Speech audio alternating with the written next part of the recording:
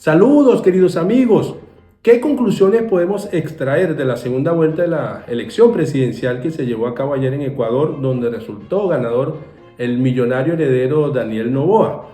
Para ello queremos aportar 5 grandes conclusiones que creo que son necesarias para comprender el qué pasó y el qué va a pasar en este país.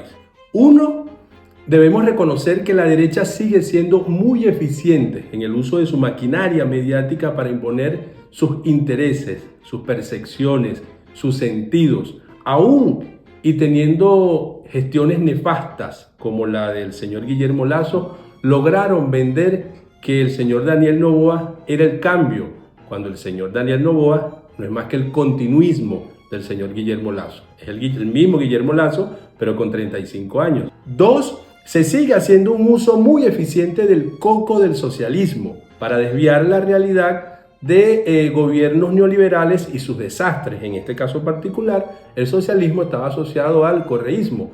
Y aunque en la época o en la década del correísmo tenemos sin duda alguna uno de los mejores gobiernos de la historia de Ecuador, en comparación incluso con los últimos 6 años de gobierno de derecha y que han hecho un desastre en este país, sin embargo su gran maquinaria mediática logró vender, logró posicionar en el imaginario político ecuatoriano que correísmo es sinónimo de malo y que la derecha es sinónimo de salvación, aun cuando el ecuatoriano estaba viendo o está viendo el desastre que está haciendo la derecha, en este caso con el señor Guillermo Lasso, y con la continuidad que significa el señor Daniel Noboa. Eso se llama eficiencia mediática. 3.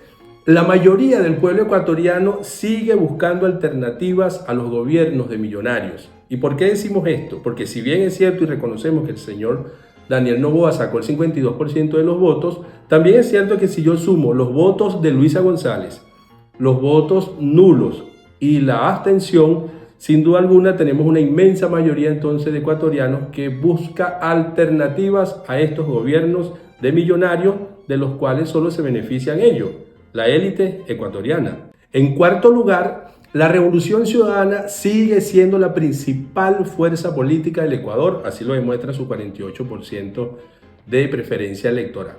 Sin embargo, creo que es evidente que esta fuerza política necesita hacer algunos cambios a lo interno, en su liderazgo, en su base programática, en sus formas de relacionarse con el pueblo, particularmente con el pueblo más marginado. Considero que deben encarnar las principales demandas sociales de los jóvenes, de los más vulnerables, de las comunidades indígenas.